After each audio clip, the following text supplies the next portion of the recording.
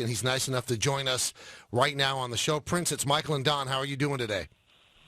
I'm doing great. How are you guys? We're doing all right. Your thoughts on Tom Coughlin no longer being the coach of the team?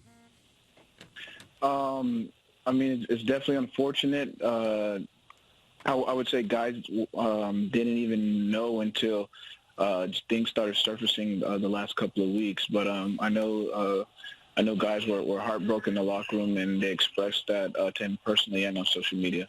You know, we talked a lot, Prince, over the last couple of years, and I remember we spoke at training camp about how you guys were motivated to play well because you knew that maybe a losing season would cost Tom his job. So not that you feel responsible, but do you feel that as players maybe you failed him? That's a good question. I would, my opinion, I would say if we would have won the Super Bowl this year, or if we would have been in the playoffs or had a winning record, I mean, I do believe Coach Coughlin would still be around. What made this guy so lovable? I mean, it seemed like he was a real hard-edged coach that, coached hard and, demanded things from his players. But you mentioned on social media yesterday the outpouring of love and affection. What made it that you guys felt so strongly about him? I think the common message everyone was saying was that he just didn't. He was just more than a coach. He was a father to some people, or to all of us. And even though he wanted us to be great football players on the field, he even wanted us to be better men off the field. Do you have a story of a tough love situation or just the relationship that you had personally with him in your time here? Gosh, I haven't really reflected on it like that. I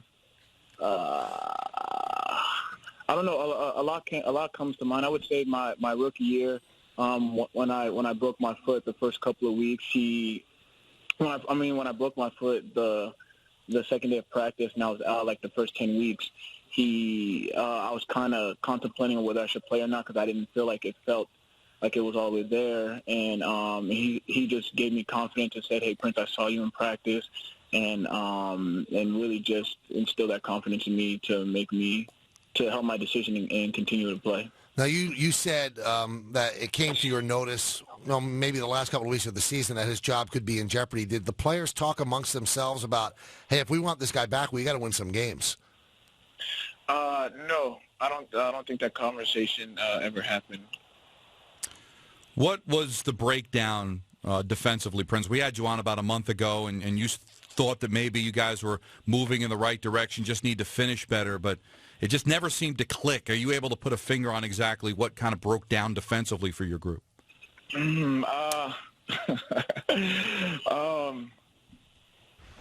don't know if I could put a finger on one problem. I would say it was, and it sounds monotonous, but I would say it would probably just be communication issues. I agree. I see what you guys see. There was a lot of guys. There was times where there were players wide open on the field, and I would just blame communication issues on that. Do you think you're going to come back? I would love to, but half of that decision is on me, and half of that is on ownership. I know for a fact the Giants are going to do what's best for them, and I don't think their loyalty is towards me. Right now, it's to the Giants organization, so I know they're going to do what's best for them. Again, we don't know if you'll come back, but just assuming that you do, or just looking at what you've done since you've been here, they're going to probably interview Steve Spagnuolo for that job. You got to know him in your time here. Do you think he would be somebody that could do the job as head coach of the Giants? For sure. Love Coach Spags, the type of person and the type of coach he is. He has similar traits in him as similar to Coughlin, and I would say guys really responded well to him. So when you go through this process, what other things are you looking for, Prince, on deciding to stay, move on? Is it just financially, or are there other things that you're looking for? I would say I've been getting advice from other guys who went through the same process. So from what I'm hearing is definitely don't just follow the money, and just look for the right scheme and consult with your wife and family about it.